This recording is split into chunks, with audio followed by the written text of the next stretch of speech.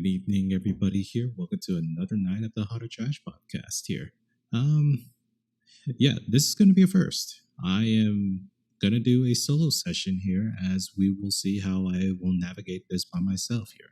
Obviously, I didn't really ask anybody to do so, didn't really plan on trying to get anybody on board with this one. So I'm just going to try it out, see how it goes from here. Everybody all good here? Great. Let's go ahead and start off with some of the things that we talked about previously. And it's going to be about 3D printers. Shocker be all, this is the one of the few things that I'm very passionate about and all the good stuff here, right?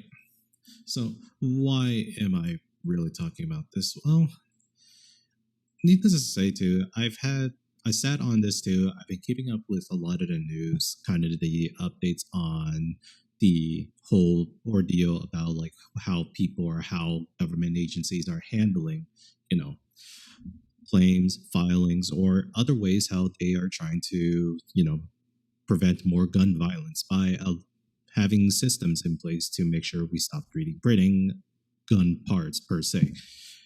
Well, uh, here's the thing that we mentioned before too, how idiotic and moronic it would be to implement that type of system as well, because a lot of times with some things like this too, you're going to get a lot of false positives.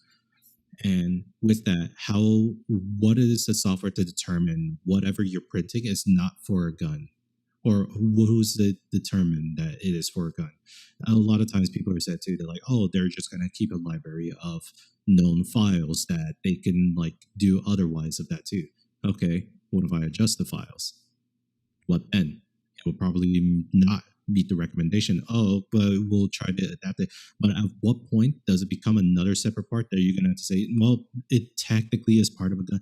This is the whole other issues when it comes to people not correctly defining firearms for what it is too. I agree that we should probably find ways and some things in ourselves to like prevent more illegal gun manufacturing too, so that one, no more gun violence can occur. I'm on the side for that too. But doing it this way, like what we said before, is very stupid and moronic. I hate this shit because all this realistically does is that it only hurts people that enjoy the hobby of making things their own, being able to do this. And it made no sense of why they would do that until I did, well, not really per se like concrete evidence too. These are mostly all alleged things that I can kind of piece together. But let's bring it back a bit too. What I really think in the way how this is being handled too, why these policies, these laws don't make a lick of sense at all too, is because I feel like they're more of a Trojan horse for another thing that they're pushing out that I don't think a lot of people talk enough about. And that is the whole idea that, oh, we're doing this to prevent any more ghost guns to be printed out and about. And it's a Trojan horse for protecting intellectual IP, similar for DMCA striking, let's say, a YouTube video, just because you use clips of a video that definitely is part of, another studio brands and whatnot. So here's at least where I stand on that too. I do think DMCA is definitely necessary too, but I think right now with our current way of how that's being used to is too much towards one side over the other, where at this point too, it doesn't stop people from illegally uploading content, and instead just hurts people that want to express an artistic vision of the piece that they love too. For example, anime music videos have always been in contention. Not the animes themselves sometimes, but it's always the music that always gets them in trouble a lot of times. Therefore, a lot of it, they have to attach, in this case, a DMCA notice, or they have to post something at their description that, hey, this is all within fair use too, and if I have to adjust it, I'll tune it by here and there too, so it's not an exact copy or replica too. It gets very annoying too, and it does kill a lot of like the drive for a lot of people to make AMVs. Not all the way, but everything else goes like smoothly. Oh, before I forget to, what I'm describing AMVs for those that aren't in the millennial suit, they're what you kids call in the newer generation call it edits now. AMVs is just a shortened version of anime music videos. and edits because, in the TikTok or YouTube Shorts format too, it's a lot easier to showcase. Oh, look at this cool edit that somebody did too. When in reality, yeah, AMVs were pretty much like edits back then. Now, kind of going back onto the point here, I think in the matter too that this gets really scary and very damaging for a lot of hobbyists in this 3D printing space is the fact that you give something like this to companies that would 100% make it so that one, you are not going to be able to print specific parts just because the fact that it shares an IP with another company and that you cannot use that because it now belongs in an intellectual properties group. And I get that, right? There are some IPs that obviously maybe we shouldn't really do that for maybe certain car parts too, but a lot of times too, they're not going to be that too. I'm gonna be also realistic about this as well. Not everybody is going to be designing like exactly to GM's like parts and then trying to print all that out to mod their own cars and whatnot too. A lot of it is very much like they would design things themselves too, and that's the beauty part of that is that we would design it ourselves.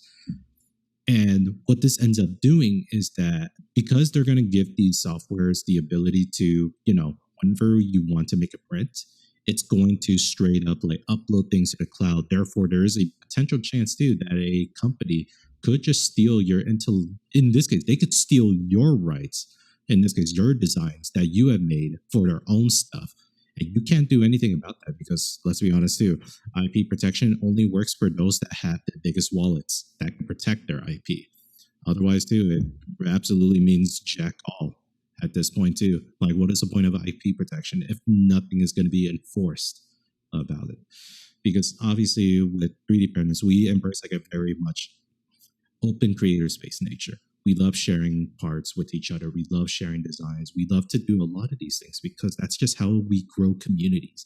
That's how we grow makers. That's how I feel like in a lot of ways too, 3D printing was a revolutionary step, for my honest opinion, when it comes to hobby spaces, where we started to become less reliant on like everything else that we had to buy from them directly. And we just need to make a one time purchase of a specific machine that is now attainable for a lot of people. Shit, I can make whatever I want too. Albeit too, if you want to make fucking 3D print slops that you see in every fucking anime conventions, that's more power to you. You're not going to probably sell as much anymore too, because the novelty of that kind of really died too. Because the true strength of 3D printing is the fact that it empowers the own individual to make products that they have never once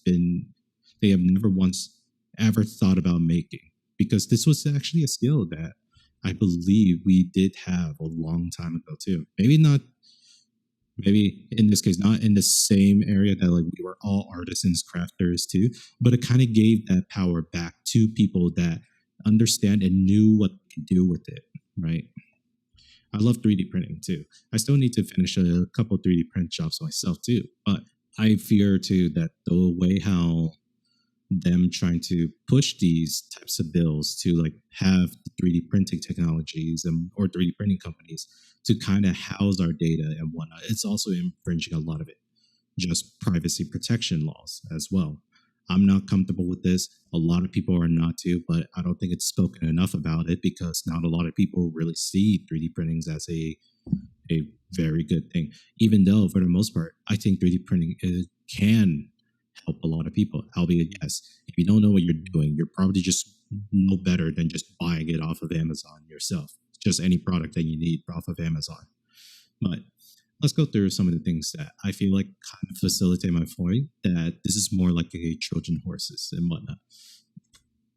Ooh, around in this case too, the pipeline shift and industry monopolies. These are something that I kind of like just jot down together.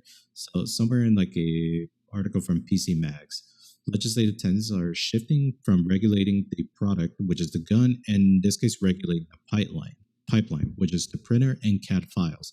By targeting the tools of production, government create a precedent where the ability to print any industrial part, not just firearms, could be restricted.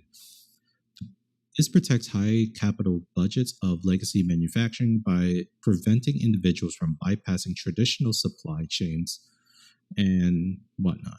So this one kind of strikes me a little bit just because, yeah, this is pretty much what I thought was initially happening in the first place. Like, the only reason you would want to implement something like this for a system would be like, oh, so this feels like you were already going to give this ability to corporations and companies that they're going to be dictating whatever you're printing is good or not. And if they don't deem it as good, they can just outright say, nope, you can't print it. It's a similar enough to why certain printers, you can't actually print money just because they are hard coded in there of, in this case, they just will not let you to, will not let you. Like, if anything, if you try to load in specific papers, you try to actually send a specific print to, it can read the specific hashes or read images in such a lukewarm and roundabout way how it goes about it. I would ask my friend Victor if he could explain how something like that would inherently work, but I'm just going to go off of that and we'll see how it goes in the end. So we're going with that. Another thing that I found is a finding about this: New York governor proposed collaborating with the private sector to implement technology that detects and removes digital blueprints. The Electronic Frontier Foundation warns that these censorships algorithms could overreach and blocking laws. The privacy of proprietary creation when designs are submitted for cloud-based AI analysis. Like I said, this is why I kind of come with the conclusion that what they're trying to throw in there to make it sound like it's for protection, and in this case we cannot print like gun parts, it is nothing more than just, it's going to create a lot of false positive, because if you're going to have an AI system that's going to be analyzing every single just geometry that gets uploaded with all the CAD files known to this world too, I don't doubt that it can handle all of it too. But is it going to give you the right answer? Are there going to be people that are just going to be flagged incorrectly, or are there just going to be parts that honestly go through even though they shouldn't? You see where this is happening at this point too. Like, it's never been about guns ever, because if they really did too, this would be the same thing with like gun regulation rights and all this stuff too. I could go on that, but on a separate topic of how I genuinely feel about that too. Probably I won't ever touch that too, just for other reasons. But moving on, right? And other things to, which in this case, why I feel strongly about this, because this is pretty much goes in line with the right to repair people. Because here's to say about this too. Say something happens with like your 3D printer, right? And you want to be able to kind of fix this too without, in this case, having to buy another fucking 3D printer, because, you know, as much as I say it's much more accessible, it's still expensive fucking machinery to have at home too. So I would rather be able to fix it myself if I can. And if it's an easy fix, I could definitely just go to Home Depot, fab out a part, and then boom, I could put it back in and here it goes working again. I think that's how a lot of things should have been handled too, the way how cars are.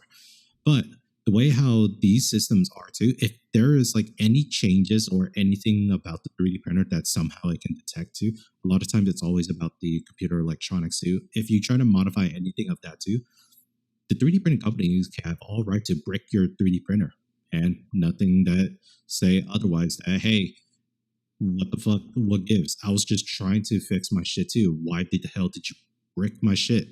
And they're going to give you the same reasons, probably what John Deere says, because it's proprietary technology that we do not want to give that capability or access to normal people. In this case, if they were to utilize this and then be able to leak our code and whatnot, and it's like, right, whatever, who cares, right? So even if they want to go down that route too, it's very strange, and it's also like annoying as shit for the individual person, because they were just trying to fix it.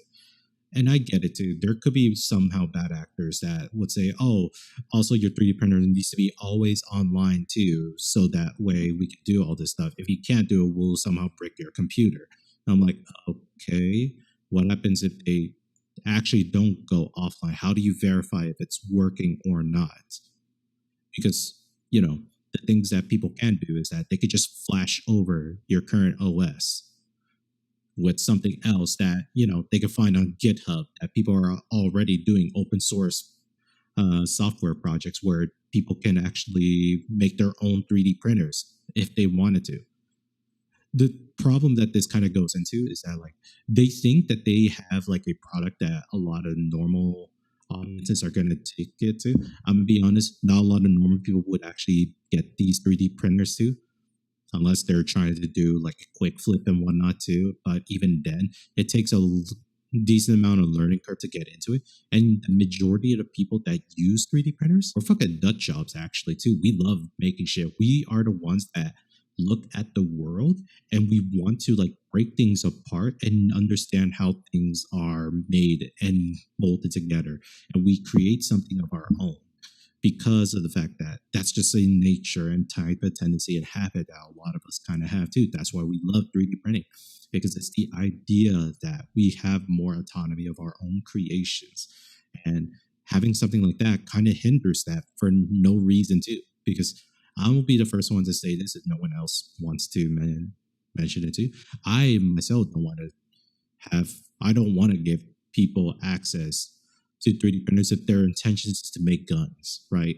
Well, it depends too. Because at what point I would be the one to think like I wouldn't say I do so, but I would definitely try to make a part to, let's say, print for airsoft guns. Just because why not, right? I could customize and make any type of airsoft gun I would want to. And that would scare a lot of big companies too, of like, oh shit, if that's the case too, if people could just get 3D printers and all I got to do is design something in 3D printer and upload it too, everybody else can get that design. So as long as they have a 3D printer and enough filament too, because filament right now is like, I believe a kilogram of what I have is like around a kilogram of PLA plastic is around 10 to 12 bucks. I can print you a lot of shit for that alone too. For 10 bucks, hell yeah. I think a lot of people would definitely enjoy something like that too. And I don't even have like the most expensive and fancy printers too. I have kind of like the most bare bone 3D printing of one spool. I don't do AMAs, which are multicolored filaments too. I think they're kind of a gimmick too. The only time I would definitely use something like that too is I want to print the supports for the 3D prints in another material, making it easier to break apart and whatnot. You know, things of that nature. Sorry, I had to quench my throat real quick as I'm definitely, it's a lot to try to talk by myself here. But everybody else that have access to 3D printers would benefit from people that like to publish like their works. In this case, my favorite site to go on would be printable.com, which I believe Prusa owns that site too, because they would love to, have this kind of enclosed ecosystem of like, hey, if you upload enough of your own designs on this printable site too, you can use those, we can give you points for them. And if you do enough points on that too, you can actually just kind of spend the points to get a free 3D print filament or a Prusa printer, which is kind of awesome for a lot of people that are just like, you know what, let's just start making shit. This is the freedom of like crafting and exploring the artistic craftsmanship that a lot of people have lost during this year. This is me kind of going philosophical about this, why I think 3D printers are necessary for us. Yes, I agree. There's a lot of plastics to be wasted from this too. But there is also a hefty amount of ways how people are actually saving plastics and reusing them too, to kind of increase the longevity and also increase more things that they can print and whatnot to do other stuff.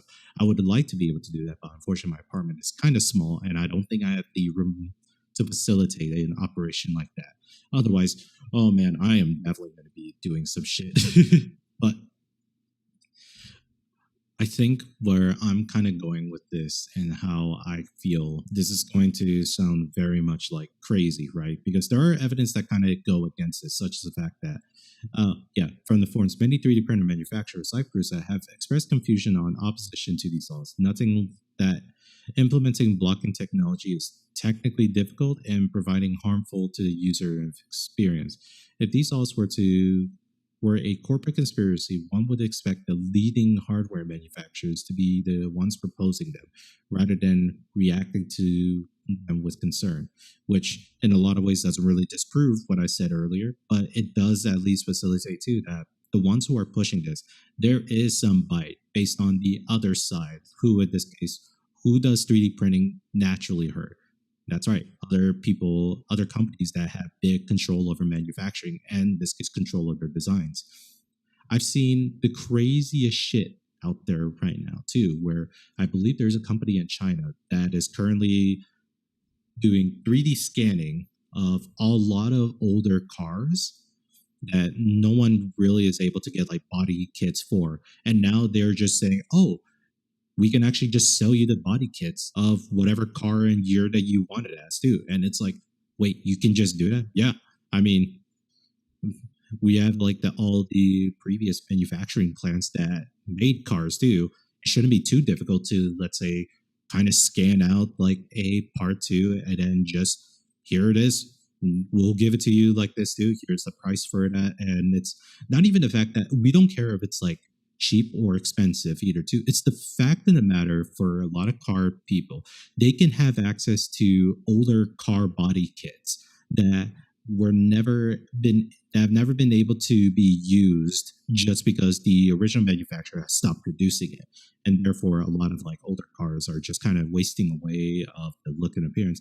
Albeit Victor would also be the one to be like, it's better overall for the environment if people do get new cars because there actually are good environmental like metrics for you as an old buyer, that it's just easier for you to buy a new car than it is to try to maintain an old one, because otherwise you're going to have to deal with the engine, you got to deal with the exhaust and whatnot too. But if you don't have to do a lot of those things yourself, like you're an actual maker, then yeah, that's not necessarily an issue per se. Like everybody can get around this, can do with all that too.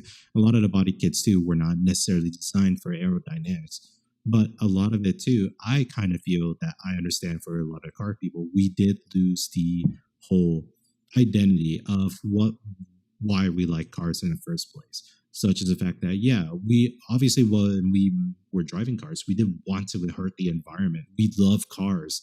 And it was unfortunate too that like everybody else loves cars too. And therefore they kind of added into the pollution and category. So it's hard, right? I understand, but I do at least want to make the point of I do think that it's still cool to still have, such as the fact that if I have anything damage to my RAV4 as well too, such as if I get a fender damage too, I would definitely want to be able to 3D print that and then make the adjustments myself too. If I can make it almost exactly the way how, well, not exactly the way I Toyota does it too, because if that were the case, I would get in a lot of trouble. But let's say if I find an older car and I want to restore that, I could definitely restore that and just say, hey, I'd like to get these body kits actually 3D printed. And there are projects that are currently out there that are people doing just that. It's amazing. It's fucking great. I want to see more projects like that actually coming too. I'd like to see 3D printing becoming more and more like relevance, not in the sense that it's going to be pushing out like fucking 3D print slop products in every convention stores or any events that you go to. You know what I'm talking about with like those cool chromatic looking like 3D printed dragons and whatnot too. Like you've seen those a fuck ton of times already too. My own sibling that does like conventions too, she sees them on everything too, and she's sick and tired of it too because you're not really designing. You just got something from a actual print shop and you're trying to make money off of that too. And that's like, that's cool. That's fine if that's a hustle too. But I think the real one is if you have a design and it's a design that everybody wants and you can make that product yourself, that is real power. That is real power that someone can have. And it's amazing. I want to see more of that. I understand too that like the 3D printing has some areas that unfortunately for a lot of people that want us to look at this, there is going to have to be some regulations about this too, especially on a lot of like the printable websites too, and not allowing certain gun parts to be made as well. That's just a reality that I think we all have to stomach that it's going to happen to.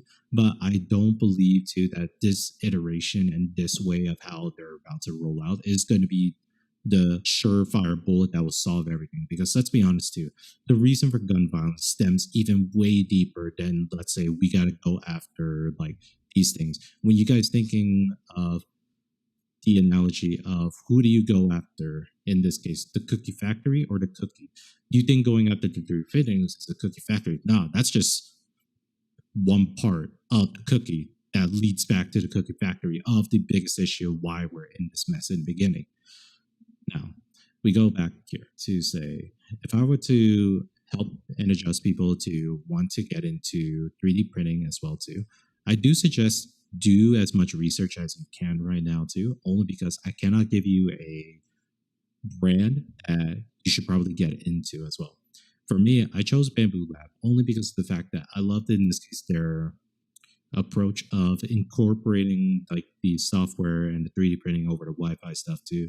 And the only thing that's currently happening right now is that Bamboo Lab is definitely like working with the people about, you know, having to address a lot of the 3D printing, technology scanning, and whatnot too. I'm not super jazzed about that. And last time I talked about this too, they were currently in the issue of, I believe, one of their computer parts in one of like the specific, no, not specific 3D printer, but in their newer 3D printing models too, that were just catching fire. And before they said like, oh, there should have been systems to like prevented that from happening, but when they trace back of like what actually occurred and happening to that would cause this fire and the system did not do what is it was intended, it was just the way how people generally install. And unfortunately, in that way too, there's no other way how people could have installed it better on each individual, especially if you take into account of, in this case, the lowest performing individual that bought the 3D printer. They would still do this type of shit, and it would be common with the best case scenario of a customer that would try to use this product. They're going to mess up. It's going to mess up something in their wiring, and lo and behold, too, it ends up becoming a fire hazard. Had it not been for the fact that the person was in their house and noticed something was off, and he was able to save it, everything as you know, that fire like that could burn down somebody's house. So, needless to say, too, please do your research on, in this case, what kind of 3D printings that you yourself are trying to accomplish here, right? For me, I think I should have gone with a even bigger 3D printer because I want to do like a lot of cosplay stuff.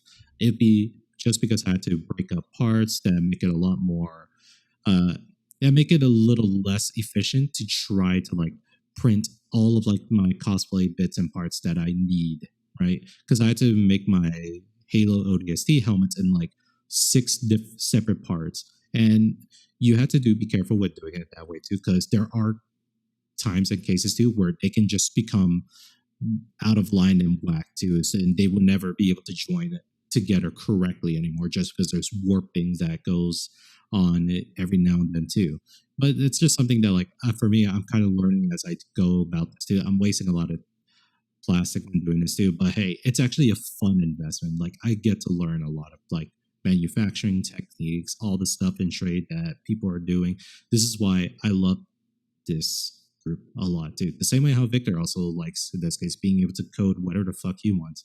Because the moment that you realize you can do whatever you want to do, everything becomes a lot more simpler in your life now too. When it's just like, oh man, something kind of broke too. How can I fix this? Let me look it up too, and then I can actually make something. And next thing you know, oh shit, I fixed this shit myself. And it's like that too. That was like the only reason why this is something that a lot of people probably don't have to, because a lot of times companies do benefit from, in this case, if something breaks, it's better to just buy a new product. Like I get that for some products, but if it's a damage that's easily repairable too, but unfortunately a lot of times you cannot just straight up buy the parts and replace it yourself too. That's just a problem itself too. I don't really stand by. If it's like for phones, if all I really need to do is replace a battery too, could I not just buy the battery from them? No, you have to take it into a fucking phone service. Then you have to pay them to try to fix it yourself. On top of, in this case, paying for the battery replacement. Now you're also paying for the labor costs when you're like, what if I want to be able to repair my phone? Unfortunately, these phones are very complicated. Unless you know what you're doing, you could, in this case, actually fuck up your phone. So I don't blame, in this case too, of like some people wanting to just buy a new phone and not deal with it. A lot of people have better things to do with their lives too. And they're very much tired and burnt out too. But I do want to at least say this: the more that you give up, the more you give up on areas just because it does feel more convenient to, the more you don't notice how much of things that you kind of lose control around you. That's a very deep thought here too. Holy shit. But everything that we talk about from this Utter Trash podcast, I do want to at least like come at it like I will say a lot of shit. We make a lot of different takes. It's all hot or bad too. I want to at least come at it, despite it, as like the best take that I could possibly have with the certain topics that I am confident in speaking about. And I would like this to be a way to kind of help people kind of get to that step, being able to come up with their own hotter takes and whatnot. Because guess what that does for them? It helps them create critical thinking. It helps them really think about themselves on in the situation that if I were to ask you the question of how would you be able to fix an issue and problem, but you also know that you don't necessarily have the means and the money for that. But if you had a way to fix it, would you not fix it yourself? And it'll be simple questions that can be drawn on. It's like, okay, it goes from there. Okay, go to that or this way too. It's a lot of things that I believe self-sufficiency is how we need to be able to look at this now. And a lot of times too, I'm gonna make the hot take that a lot of these companies, they do not want us to be self-sufficient, only because they want us to be reliant on them for whenever it comes to providing products and services and whatnot. So reality of this too, I don't think that there's that evil machinations in play here that bigger corporation companies are using the laws and regulations to make or to prevent ghost guns as a way to kind of do like DMCA strikes on just normal people with they end up 3D printing technology or parts that nobody ever asked or needed to. But it's still there, and it's something that like I think is a problem too, right? That I do believe that this ends up going into territories that like these companies are going after people that aren't even their customers or that wouldn't even buy them, and they want to control them, for lack of a better word. I can't prove that it does exist too, but everything that I read so far too, it feels like it points in that direction too. I have a feeling too. That's my take about this. I could be wrong too. I don't want to say that this is very much confirmed too. These are all alleged. These are all me saying things allegedly here, right? I'm just a person on the internet trying to kind of stir some shit too, hoping people like actually think for themselves and being able to take more control of their lives. I want to see that happen more frequently too. I don't know. I want to leave off with at least some sort of good note too. If you are in this field of wanting to participate in 3D printing, printable.com and just going down to like cosplay forum sites too, they are very helpful on this case, being able to at least get in the process of making something of your own, right? There are many different things too that you could look at printable to be like, oh, maybe that's something I want to have too. And guess what? It's like, oh, then all it cost me is like, in order for me to get something like just this product too that I really want to, it's going to cost me like a $500 plus like other stuff to get it working too. And it might not be perfect the first time, so I might just spend extra dollars on that too. Think of it as a way to like you invest this as if it's a tool. It's not like a product that's always guaranteed about it too. You have to know how to use the tool to know how to make things for you. I've been pretty decent about it too. I'm starting to understand a lot of the nuances, all the other areas, how I can make my prints better. And it's a fascinating and also kind of fun journey for me. I love this shit. So do a lot of research about it too, in a way that, oh, what else could I really 3D print? And the answer is fucking anything. The only thing that's holding you back is, in this case, access the tool. And if I were to actually give you some suggestions how you can do stuff about, designing your own products, designing other stuff too, I would even point you to actual software recommendation. FreeCAD is pretty much, the open source version of AutoCAD, the business eccentric part of it too that I have issues with, especially how fucking bloated that website is. Oh, but if that's not your preference on how you want to do FreeCAD, because it is very technical heavy too, but it's actually a very solid product now too. I believe FreeCAD just went into their 1.0 era too, so it's actually really fucking good right now too. So I suggest to go do that if you really want to do the very free option. The other one too, and unfortunately, it is sort of like on the cloud stuff too. But if you don't care about stuff that's on the cloud and all it is that you have to make another account on. OnShape is another good one too that works on, in this case, cloud based stuff too. Anybody that also has an OnShape account too, you can work on the same project, iterate on versions too, work collaboratively on that too. But if you want the, in my personal opinion, of in this case, what about something that's pretty much an alternative AutoCAD? Is there something that's like that too? I could give you another suggestion. Something that's called plasticity. Uh, well, sorry. Plasticity is a software that, like AutoCAD, it feels. How would I word this? In terms of drafting softwares too, plasticity is the Apple in terms of how user friendly it is for people to design products versus AutoCAD. That's like a much more rigid, like Windows or Android operating system or Android system wise too. And FreeCAD being Linux. For lack of a better word here, that's the best way how I could describe plasticity. Yes, it is a, you definitely would need to buy this, right? But they do offer a 30-day free trial one. And if you really want to pay for it, it is $175, which is better than Autodesk at this point too, where you have to pay for a subscription plan in order to get AutoCAD or Fusion 360. Whichever case that you guys, or how you want to 3D print model to, or how you want to design stuff to, the world is your oyster about this too. I believe personally of being able to control all of the things that I can do. So if you could buy a software just outright too, and it could be kept forever.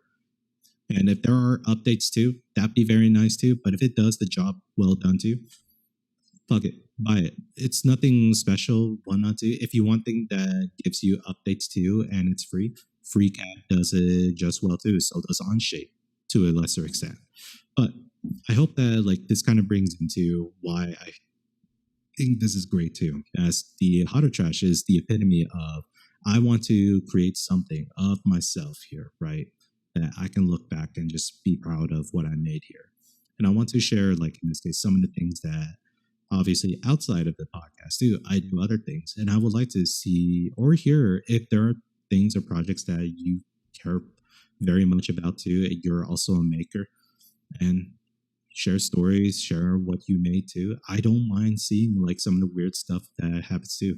Hell, some of the funniest stories too is that someone 3D printed, I believe, The Rock's head to fit perfectly on a Tesla camera, like one not to, because for you to use full self driving too, you have to be like always attentive on the road. You can't really be on your phone about it too. Someone made a 3D print that sits perfectly on like near that camera too, where it covers your head and your body so that you could be on your phone, but the 3D print is going to look straight ahead as if you're very attentive. It's funny, actually. It's a very funny way how to get around that system. But I digress. Thank you for tuning in for me kind of rambling to myself for, I'll say recording time is around 40 minutes here. Thank you all for listening to my talk about this too. I do hope that things do get a little bit better too. The world is starting to slightly heal here and there too. But anyways, thank you all for tuning in tonight too. If I had said anything that might offend you, oh well. Good night, everyone.